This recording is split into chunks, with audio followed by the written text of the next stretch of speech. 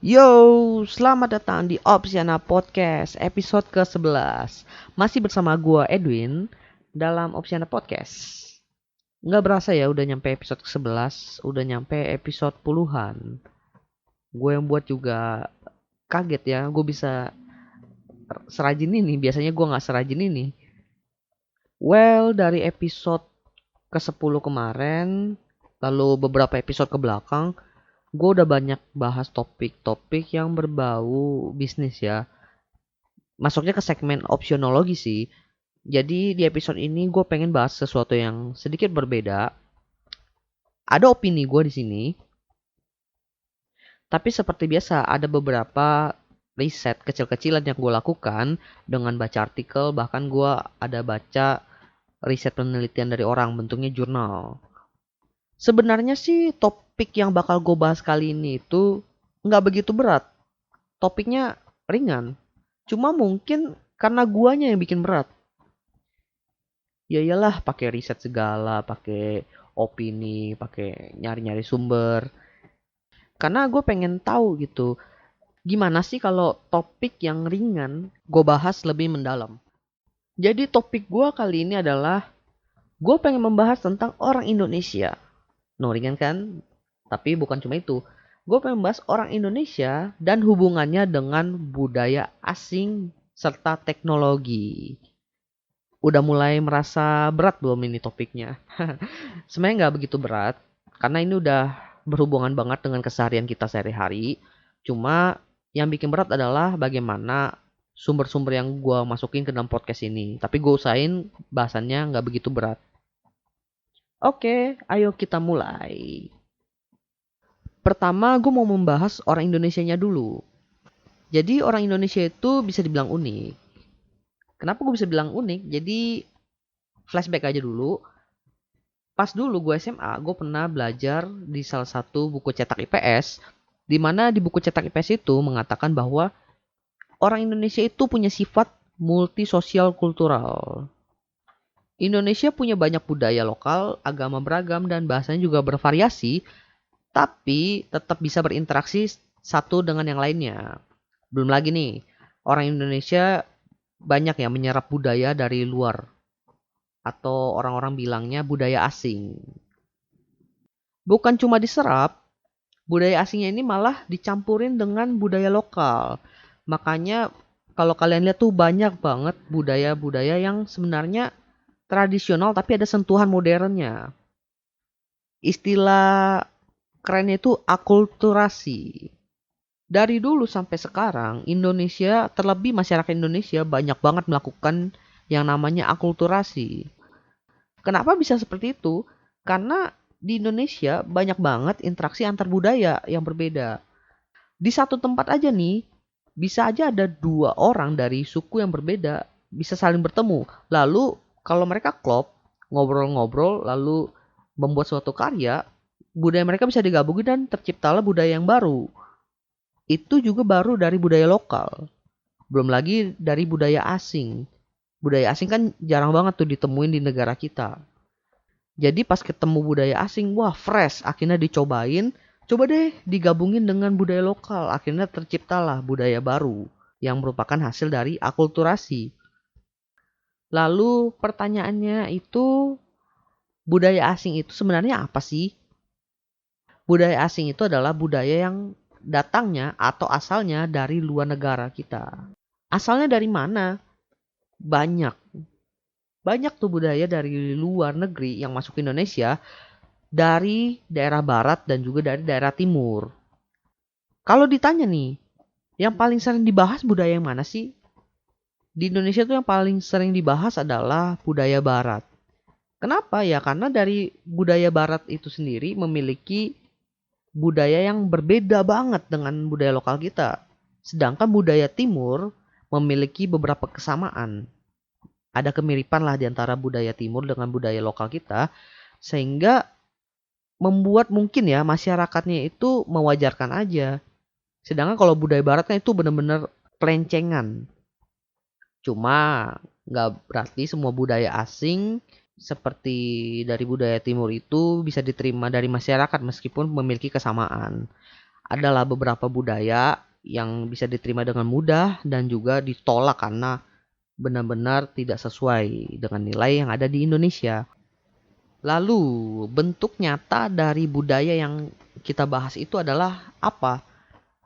Budaya yang biasa dibahas di Indonesia biasanya budaya-budaya yang kasat mata atau bisa dibilang dapat dirasakan dengan indera. Misalnya musik, film, kerajinan tangan, dan masih banyak lagi. Ada juga sih budaya yang sebenarnya itu bukan berupa benda atau sesuatu yang dapat dirasakan dengan indera, tapi lebih kepada pola perilaku atau kebiasaan yang kemudian diserap oleh masyarakat, terlebih masyarakat Indonesia. Makanya, karena nggak begitu kelihatan dari segi indera, kayak nggak berasa aja gitu ada budaya berupa habit dari luar. Budaya sendiri itu sebenarnya cukup unik loh. Karena ketika kita ketemu dengan budaya baru, lalu kita cocok, kita bisa langsung menyerap budaya tersebut lalu diterapkan dalam kehidupan kita. Tapi kalau kita ketemu sama budaya yang benar-benar nggak cocok, langsung kita reject gitu. Benar-benar, apaan nih budayanya? Nggak jelas, nggak cocok buat gua. Seperti itu. Dalam pembahasan podcast gue ya kali ini sih, budaya yang gue bahas itu bukan budaya-budaya yang tradisional, melainkan budaya yang universal, bisa tradisional, bisa juga yang modern. Jadi gue anggap budaya itu universal lah. Pertanyaan selanjutnya, kenapa sih budaya asing itu bisa tersebar bukan cuma di Indonesia, tapi di seluruh dunia? Jawabannya sih nggak jauh-jauh lagi dari yang namanya teknologi, terlebih perkembangan teknologi informasi. Yang pasti semua orang udah tahu yaitu internet. Emang nih gara-gara internet semuanya jadi serba bisa. Kalau ditanya awal persebarannya itu gimana? Ya pasti dengan cara manual. Manualnya gimana? Ya Perdana Menteri Korea datang ke Indonesia, ketemu sama presiden, ngobrol-ngobrol-ngobrol, pertukaran budaya, media persnya ngeliput, lalu ditampilkan budaya Koreanya. Mungkin ada girl bandnya ngedance-ngedance, direkam, dari medianya ditampilin ke televisi. Ya nggak begitu jadul banget sih, cuma kalau dilihat dari segi perkembangan teknologi sekarang itu bisa dibilang cukup jadul. Toh Perdana Menteri Korea nggak perlu datang ke Indonesia cuma buat kita ngelihat girl band atau boy band nyanyi. Tinggal streaming aja kan.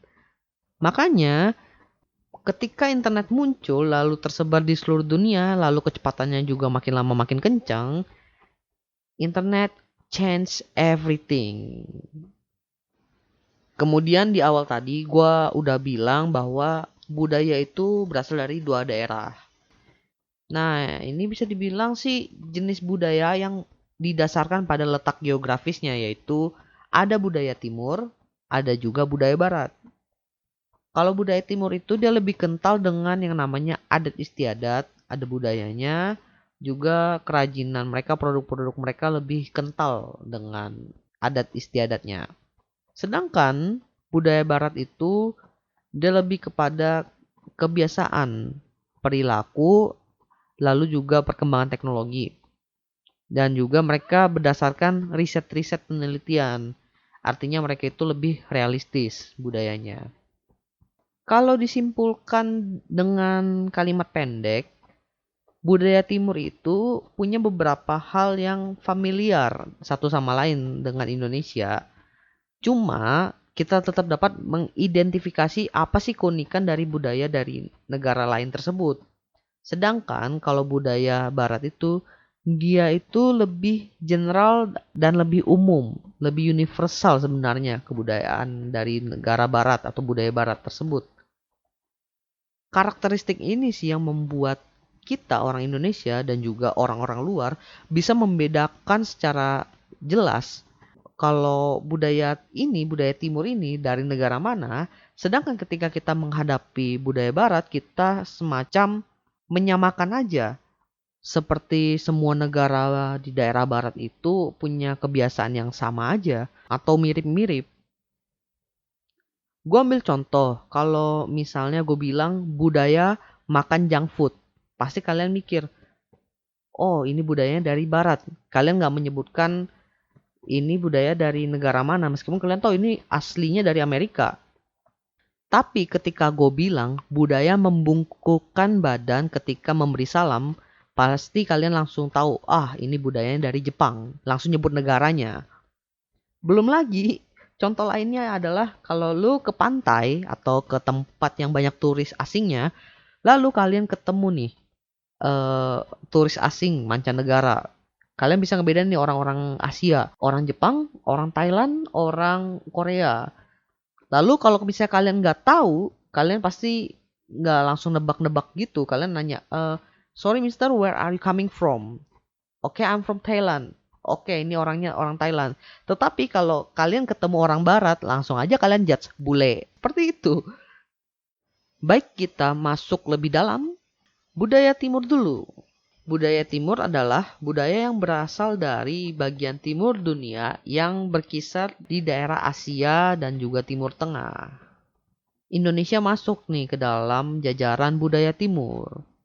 Makanya Indonesia kalau dibandingin dengan negara lain adalah segi familiaritas, ada yang sama di antara budaya-budayanya.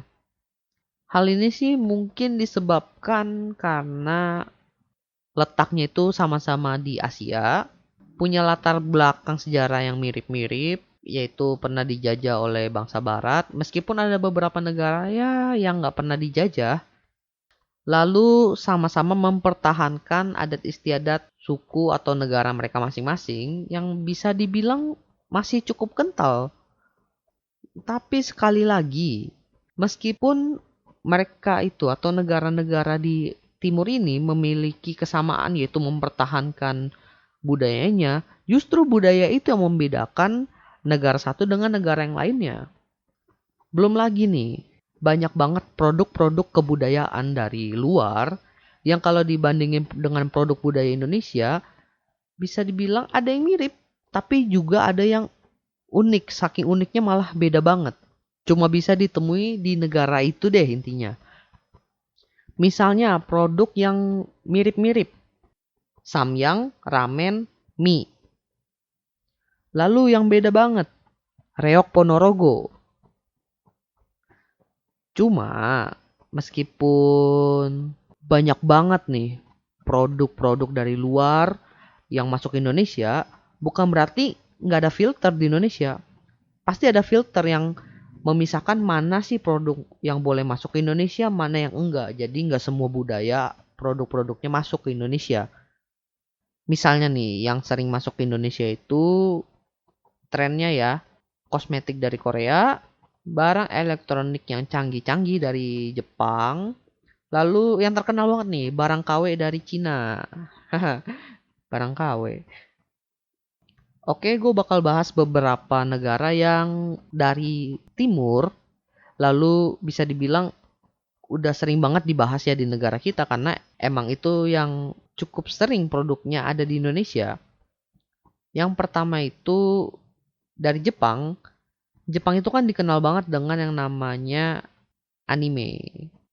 Ingat Naruto? Naruto, Dragon Ball. Itu anime, ada yang nyebutnya anime, tapi kalau gue nyebutnya anime. Sebenarnya anime ini udah ada atau udah ditayangkan sejak lama banget. Bahkan sebelum gue lahir aja, itu udah ada. Yang gue tahu pas gue lahir, udah ada yang namanya Doraemon. Udah ada yang namanya Shinchan. Kalau dibandingin nih, penayangan anime di zaman dulu sama sekarang, kenapa sekarang itu banyak banget sih anime yang disaring, banyak yang disensor? Karena anime zaman sekarang itu udah banyak jenisnya.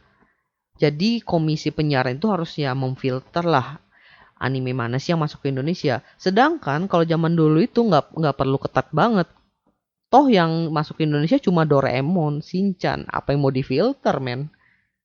Oh, gue tahu yang difilter. Mungkin pas ada, ya lu tau lah ada beberapa adegan yang di Doraemon saat ini disensor.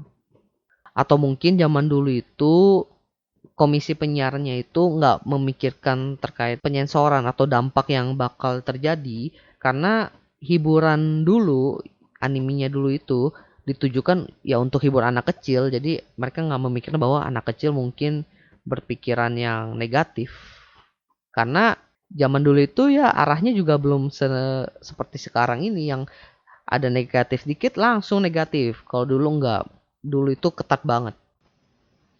Negara kedua yang mau gue bahas adalah negara Korea.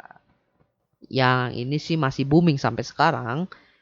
Pasti kenal banget yang namanya K-pop atau Korean pop dan juga drama Korea. Jujur, gue mengakui ya bahwa drama Korea itu bagus banget. Menurut gue penulis Korea itu dapat membuat cerita drama yang nggak tertebak endingnya. Bahkan plotnya juga nggak ketebak. Satu-satunya cara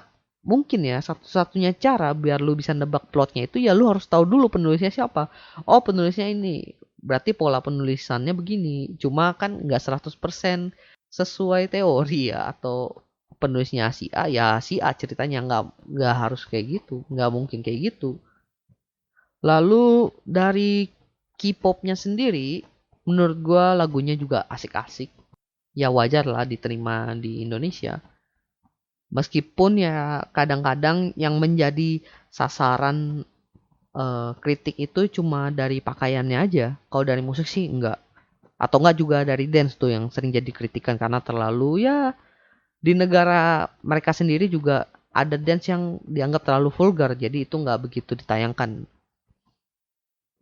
Lalu contoh ketiga, gue ngambilnya India. Kalau India ini juga udah lumayan lama. Gue inget banget tuh pas zaman gue bocah dulu, lagu India itu booming banget. Yang muncul di film India ada sarukannya, lalu dia nyanyi di taman bunga gitu. Dan entah kenapa, jujur dulu pas masih booming-boomingnya gue juga suka ke bawah suasana. Jadi dia nyanyi di taman, gue malah kok asik juga nih. Lalu kalau dihubungkan dengan sekarang India drama TV-nya udah masuk ke Indonesia dan pernah juga tuh ada masanya di mana para ibu-ibu nonton drama India di salah satu channel swasta di Indonesia. Tapi gue curiga nih karena kan India itu sebenarnya udah lama di Indonesia budayanya. Lalu kalau gue perhatikan akulturasinya itu ada di sinetron men. Gue curiga nih, sinetron di Indonesia itu menerapkan konsep dari film India karena gue melihat banyak beberapa adegan itu ya yang dibilang lebay. Gue positive thinking aja, bukan lebay, tapi itu adalah bentuk akulturasi dari budaya India. Bisa aja kan? Itu tadi dari budaya timur. Sekarang ganti ke budaya barat. Budaya barat adalah budaya yang letaknya berada di bagian barat dunia. Daerahnya itu berkisar di daerah Eropa, Amerika, Australia, dan juga Afrika. Lalu sifatnya gimana? Sifatnya seperti di awal tadi, dia itu lebih general, lebih umum, lebih universal, dan juga mereka itu lebih berdasarkan fakta-fakta penelitian. Ketimbang budaya timur yang bisa dibilang masih banyak mengikuti mitos-mitos dan juga aturan adat istiadat. Oleh karena itu, budaya barat terkesan fleksibel. Budaya barat juga ini sih agak berpusat kepada teknologi. Jadi kalau teknologi semakin lama semakin berkembang, budaya barat juga berkembang. terjadi perubahan. Karena teknologi sendiri itu kan menyesuaikan waktu ya. Nggak mungkin teknologi sekarang 5 tahun ke depan masih digunakan. Belum tentu. Bisa jadi teknologi sekarang 5 tahun ke depan udah berubah bentuk atau mungkin masih mirip-mirip, cuma pasti udah ada fitur baru yang ditambahkan. Lalu budaya barat juga tadi gue bilang lebih kepada pola perilaku atau habit. Misalnya nih, budaya makan makanan cepat saji. Itu sebenarnya kan budayanya dari barat. Kalau dibilang kenapa sih orang barat suka banget makan makanan cepat saji? Karena makan makanan cepat saji itu lebih mengefisiensikan waktu mereka ketimbang mereka masak di rumah lalu makan. Karena kan masak itu butuh waktu juga. Lalu kalau berhubungan dengan teknologi, budayanya itu salah satunya adalah penggunaan sosial media. Awalnya kan sosial media itu dari barat. Artinya berkembang di barat, muncullah budaya menggunakan sosial media.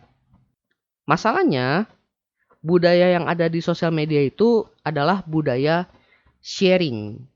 Di mana banyak orang yang suka sharing kondisi hati atau enggak aktivitas yang sedang kita lakukan. Dan itu awalnya di barat. Lalu masuk ke timur. Awalnya sih mungkin agak sedikit ada konflik. Karena di budaya timur itu kan privacy itu cukup diutamakan. Cuma seiring perkembangannya zaman, budaya timur juga udah mulai menyerap budaya barat tersebut, yaitu sosial media. Jadi sekarang banyak banget orang di Asia gitu mulai pakai sosial media. Kemudian persebaran budaya barat di seluruh dunia itu juga memiliki ciri khas yang unik. Karena persebaran budaya barat di seluruh dunia itu nggak jauh atau bisa dibilang nggak lepas dari yang namanya dunia bisnis. Entah persebarannya itu dari budaya barat itu masuk sendiri secara langsung atau enggak secara tidak langsung, bukan dari budaya barat, cuma orang Indonesia terinspirasi dari dunia barat. Gue ambil contoh yang secara langsung, misalnya franchise McDonald masuk ke Indonesia. Nah itu kan dia membawa budaya makanan cepat saji. Itu secara langsung. Kenapa? Karena datang langsung dari Amerika. Lalu kalau persebaran secara tidak langsung, misalnya Tokopedia. Tokopedia itu bisa dibilang terinspirasi dari budaya barat, yaitu belanja online. Belanja online yang saat itu booming adalah belanja di Amazon.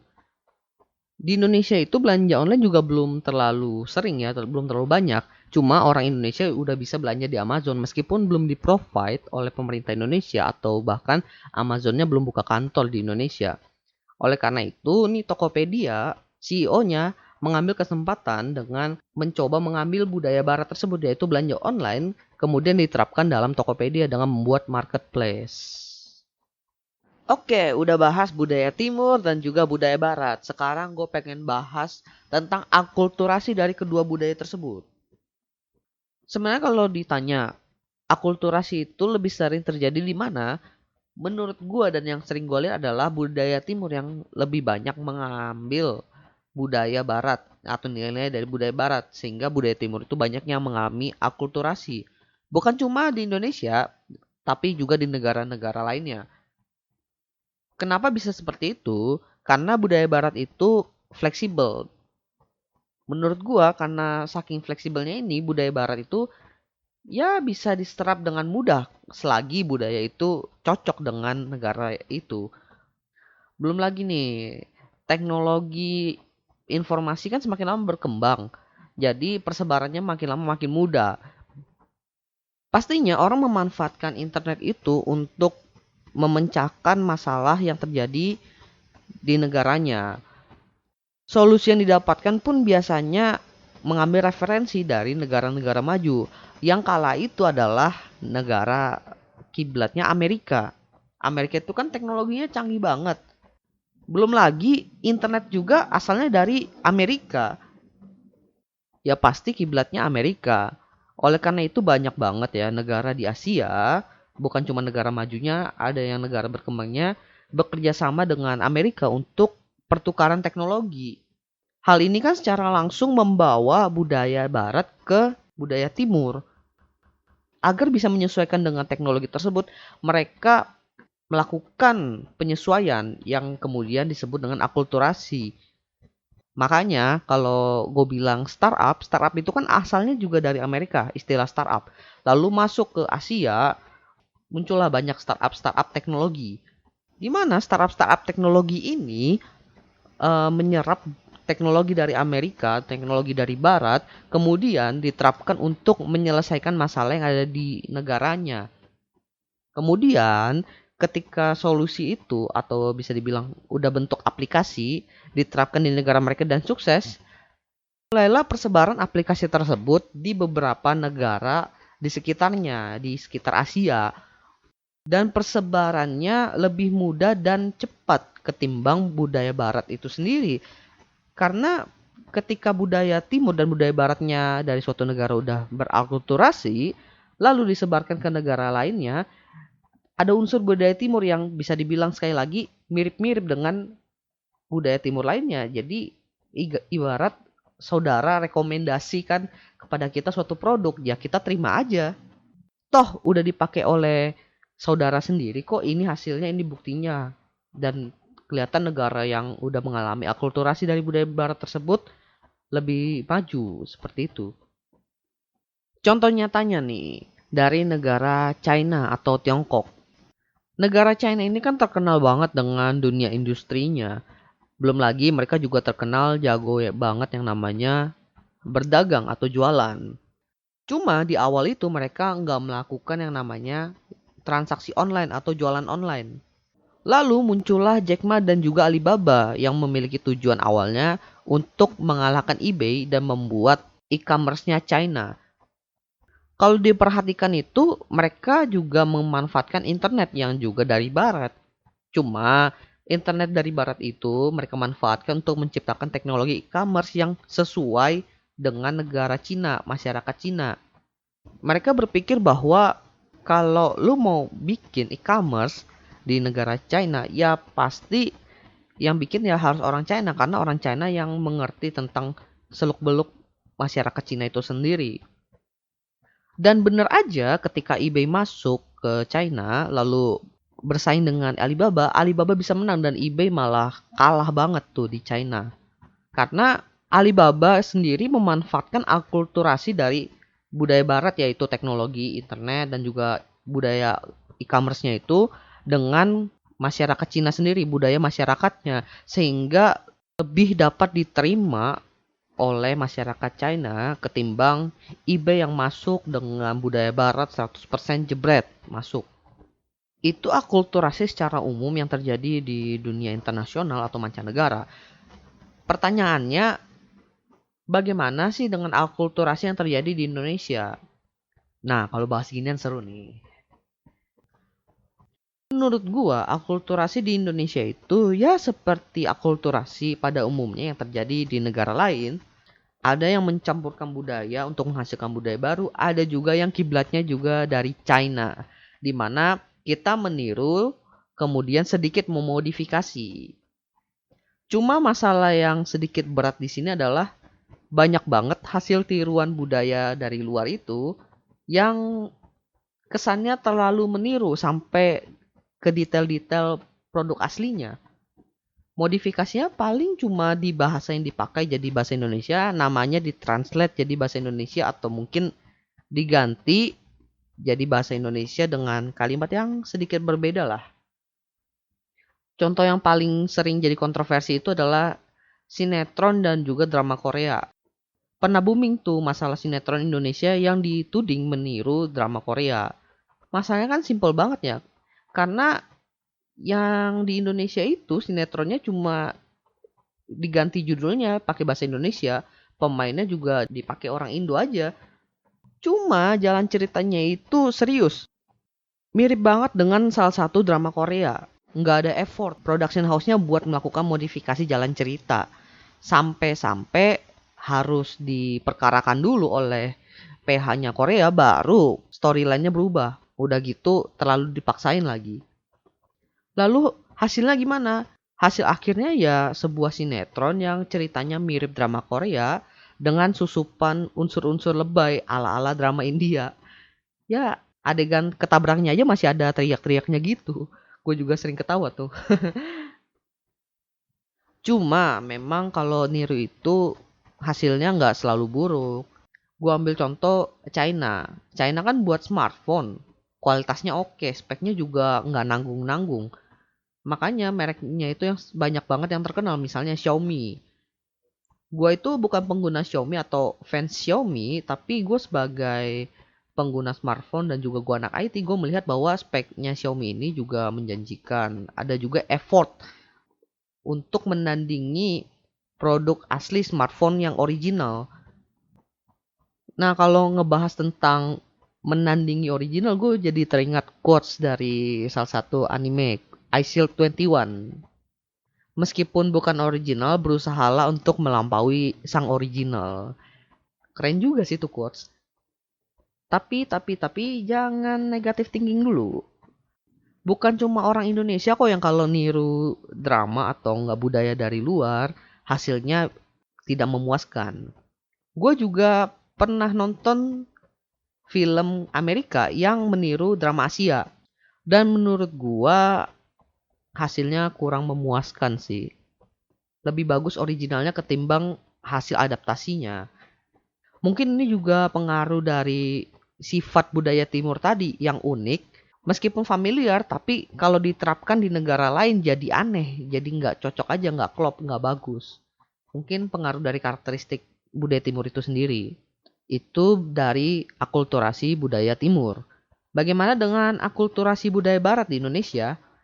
Ya, seperti yang kalian tahu, Indonesia itu kan sebenarnya memiliki masyarakat yang fleksibel. Cuma ketika dia ketemu dengan budaya barat yang juga fleksibel, semacam ada sifat magnet gitu yang kalau ketemu sumbu yang sama, mereka malah menjauh, terjadi dorongan, nggak cocok.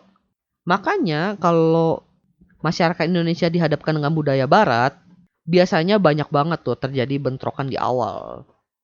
Contohnya banyak demo penolakan dari masyarakat yang nyatanya itu kayak ojek online dulu pas Gojek awal-awalnya muncul. Sebenarnya Gojek itu kan merupakan implementasi dan modifikasi dari Uber atau Grab dari luar mancanegara lalu diterapkan di Indonesia yang kebetulan banyak ojeknya.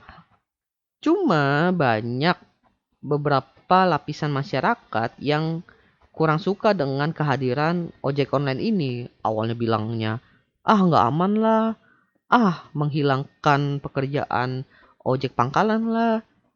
Cuma seiring berjalannya waktu, ingat masyarakat Indonesia itu fleksibel, menyesuaikan kebutuhan dengan teknologi yang ada, dengan kondisi yang ada. Makanya ojek online sekarang malah diterima oleh masyarakat dan bahkan digunakan oleh hampir seluruh rakyat Indonesia. Bahkan ojek-ojek pangkalan dulu yang menolak mungkin mulai terbuka, akhirnya mereka malah join juga tuh ojek online. Kenapa bisa terjadi hal seperti itu? Ya karena budaya barat itu kalau diterapkan di Indonesia terjadi perubahan yang bisa dikatakan radikal. Ya pas masuk jebret, wah gue gak biasa banget nih ngelakuin ini. Perubahannya radikal banget, mungkin dari A langsung ke M. Loncatnya jauh banget. Contoh lainnya itu budaya belanja online. Indonesia kan budaya awalnya itu dari zaman sebelum penjajahan. Kalau berdagang ya face to face, tatap muka. Lalu muncul Tokopedia yang menerapkan budaya belanja online. Kondisi awalnya gimana? Ya banyak banget penjual yang nggak mau naruh barangnya di internet. Banyak pembeli yang merasa nggak aman transaksi online. Cuma sekali lagi, perkembangan zaman dan waktunya serta teknologi yang semakin lama semakin canggih, lalu kebutuhan masyarakat Indonesia yang makin lama harus cepat dipenuhi, malah budaya ini yang terus berkembang dan sekarang belanja online itu salah satu budaya yang sering banget dilakukan oleh orang Indonesia. Malah budaya transaksi face to face itu di toko mulai tergerus di beberapa pusat perbelanjaan. Contoh lainnya lagi adalah dari bidang hiburan, yaitu musik pop. Musik pop itu kan asalnya dari barat. Cuma ketika musik pop ini masuk ke negara di daerah timur, muncullah banyak istilah seperti K-pop dari Korea, J-pop dari Jepang, dan juga pop Indonesia yang jelas dari Indonesia. Cuma memang sekali lagi karena ada beberapa budaya yang terlalu radikal yang kadang-kadang tidak bisa diterima secara langsung oleh masyarakat Indonesia. Misalnya pas tampil musik pop itu penyanyinya menggunakan pakaian yang terbuka. Itu kan budaya dari barat. Ya kalau buat orang barat biasa aja, cuma buat orang Indonesia ini terlalu vulgar. Kesannya ya agak-agak tabu gitu jadi nggak diterima. Makanya banyak konser yang bisa dikatakan di ban di Indonesia. Bahas apa lagi ya? Nah, ini aja deh. Jadi dari beberapa website yang udah gue telusuri, ada artikelnya, ada risetnya, gue menemukan beberapa dampak dari budaya asing dan teknologi yang masuk ke Indonesia. Juga ada bagaimana cara agar budaya lokal bisa bertahan serta berkembang di Indonesia dengan melawan arus budaya asing. Salah satu sumber yang gue kutip di sini adalah dari Suara Mahasiswa Kalimantan Selatan. Mereka menyebutkan ada 2 jenis dampak dari masuknya budaya asing di Indonesia, yaitu dampak negatif dan dampak positif. Gue bacain aja ya dampak-dampaknya. Yang pertama, dampak positif ada 3 poin. Poin pertama, perubahan tata nilai dan sikap. Artinya dengan adanya modernisasi dan globalisasi dalam budaya menyebabkan pergeseran nilai dan sikap masyarakat yang semula irasional menjadi rasional. Pengaruh dari budaya barat sini. Poin kedua, berkembangnya ilmu pengetahuan dan teknologi. Masyarakat menjadi lebih mudah dalam beraktivitas dan mendorong untuk berpikir lebih maju.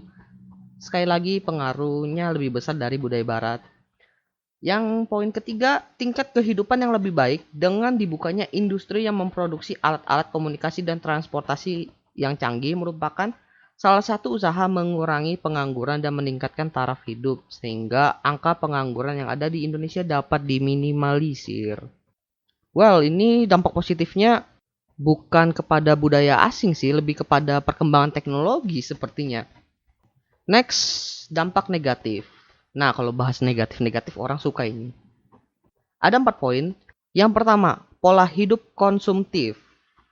Yang kedua, sikap individualistik. Yang ketiga, gaya hidup kebarat-baratan. Dan yang keempat, kesenjangan sosial. Oke, poin 1 sampai 3 itu benar-benar berhubungan banget dengan masuknya budaya barat. Tapi kalau poin keempat itu, kesenjangan sosial ada hubungannya dengan budaya yang masuk ke Indonesia secara universal. Dimana kalau orang nggak bisa mengikuti arusnya, arus modernisasi dan juga globalisasi, maka akan memisahkan individu yang satu dengan individu yang lain. Oke, itu masuk akal sih untuk poin yang keempat. Cuma yang 1 sampai 3 cuma spesifik ke daerah barat. Ya mungkin sih karena orang paling sering ngebahas budaya barat karena sekali lagi terlalu melenceng dari budaya setempat kita. Itu dampaknya. Sekarang ada beberapa cara mempertahankan budaya Indonesia agar tidak terpengaruh oleh budaya asing atau bisa dibilang bagaimana cara melestarikan budaya kita. Ada 5 poin. Yang pertama, menumbuhkan semangat nasionalisme yang tangguh. Yang kedua, menanamkan dan mengamalkan nilai-nilai Pancasila. Yang ketiga, menanamkan dan melaksanakan ajaran agama dengan sebaik-baiknya.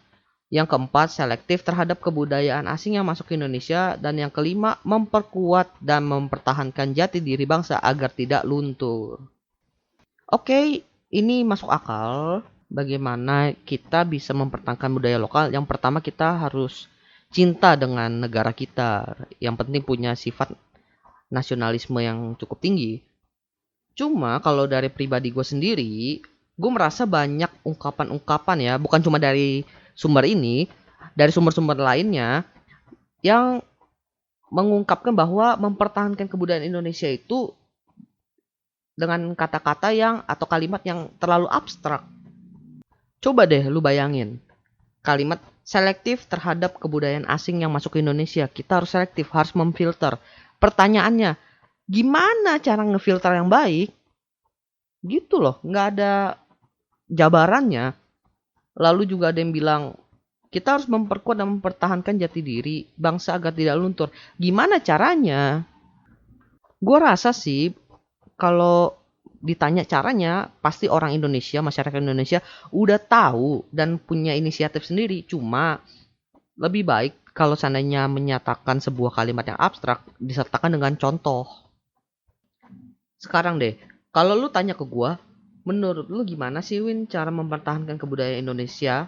Kalau gua jawabnya dengan simple, dari opini gue sendiri, kita mempertahankan budaya Indonesia dengan cara yang dilakukan oleh negara-negara asing, terlebih negara-negara yang juga berada di timur tapi bisa mempertahankan budayanya. Caranya ya simple, kita menjual budaya kita dalam tanda kutip ke luar negeri seperti bagaimana mereka menjual budaya mereka ke negara kita. Di kampus gua ada UKM atau unit kegiatan mahasiswa yang fokus melatih mahasiswa untuk melakukan tarian daerah. Hasilnya positif. Banyak yang ikut keluar kota, nari di luar kota, ada juga yang udah keluar negeri buat ikut kompetisi. Ini kan membuktikan bahwa sebenarnya budaya kita itu bisa diterima di luar negeri, bisa dijual, orang tertarik.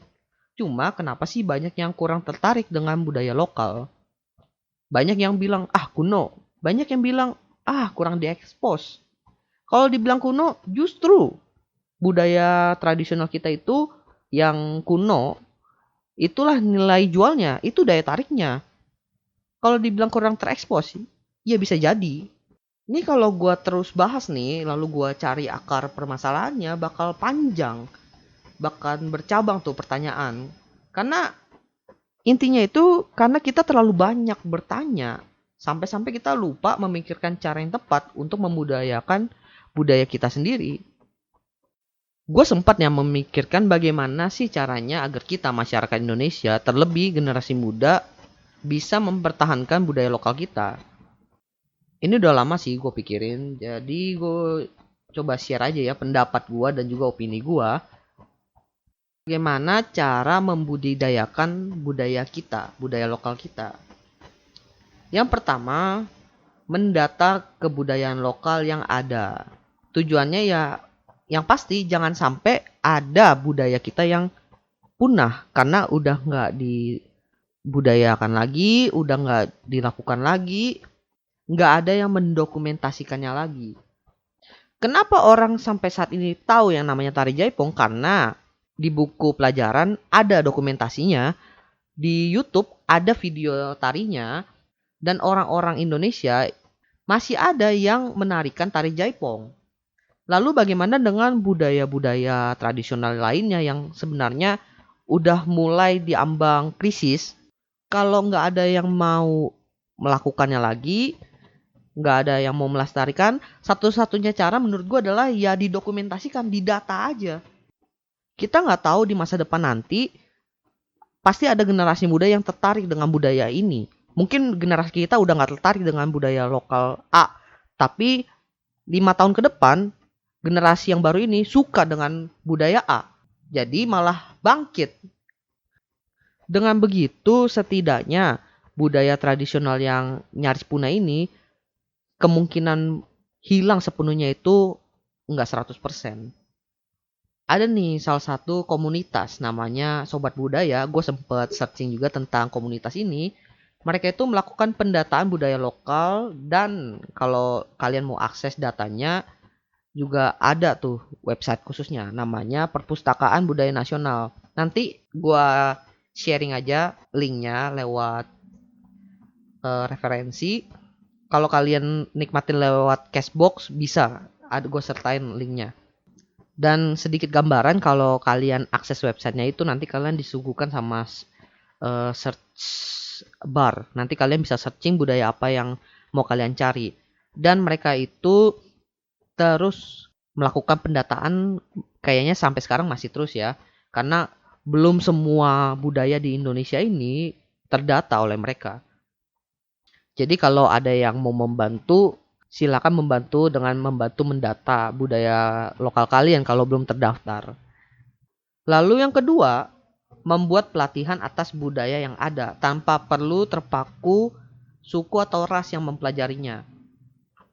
Sebenarnya ini berhubungan banget sih dengan aturan adat istiadat setempat yang kadang-kadang melarang orang luar suku untuk mempelajari budaya mereka. Bisa dibilang dianggap tabu. Karena mungkin dianggap tabu, masyarakatnya jadi nggak mau mengajarkan kepada orang luar. Takut mitosnya, takut kena kutukan lah. Cuma kalau terus dilakukan seperti itu, takutnya kan budayanya bisa punah karena nggak mau dilanjutin. Kalau suku asli generasi mudanya nggak mau melanjutkan, satu-satunya harapan ya berharap ada generasi muda yang baru yang mau melestarikan budaya ini. Kalau menurut gue sih ini hak masing-masing orang, cuma kalau seandainya ada orang luar yang tertarik dengan budaya tertentu dan ingin belajar, sebaiknya sih diizinkan lah. Dan hubungannya dengan poin pertama tadi, mungkin setelah budaya itu didokumentasikan, orang yang berada di luar suku itu bisa mempelajari budaya tersebut tanpa perlu datang langsung ke daerahnya. Dengan begitu sih pembelajaran budaya lokal kita juga nggak susah, nggak ribet-ribet banget. Tapi mungkin ya kekurangan terbesar dari cara yang gue ajuin ini adalah nilai-nilai budaya aslinya itu nggak ketangkep sama generasi mudanya. Karena nggak dipelajarin dari pemilik budaya aslinya. Karena kan kalau dari pemilik budaya aslinya bisa dijelaskan ini nilainya begini, nilainya begini. Cuma kalau dari media online, dokumentasi, dipelajarin kadang-kadang kita nggak mempedulikan nilai-nilainya. Setidaknya dari media online ini bisalah diminimalisir dengan mencantumkan nilai-nilai yang ada. Jadi setidaknya orang tahulah ada nilai yang terkandung dari budaya ini. Poin ketiga yaitu setelah membudidayakan budaya kita harus mencoba menjual hasil budidaya ini ke dalam bentuk produk budaya. Contohnya kalian udah membudidayakan tarian A. Ya udah kalian coba jual tarian kalian dalam sebuah event. Karena gue yakin sih salah satu penyebab orang nggak mau melestarikan budaya itu karena orang yang melestarikan budaya itu nggak punya budget untuk membudidayakan. Dikira membudidayakan itu free, gratis. Semua juga butuh dana. Sobat budaya itu bikin website, gue rasa mereka pakai domain itu aja, mereka harus bayar, ngeluarin budget. So nggak ada yang gratis. Di sisi lain, positifnya itu kalau kita bisa menjual budaya kita sampai ke dunia luar, terlebih dunia mancanegara, budaya kita akan semakin dikenal bahwa ini adalah budaya lokal Indonesia. Kemungkinan budaya kita buat diambil oleh negara lain juga semakin kecil karena kan banyak banget tuh isu-isu budaya kita diambil oleh negara A. Baru dari situ masyarakatnya tiba-tiba nasionalismenya tinggi.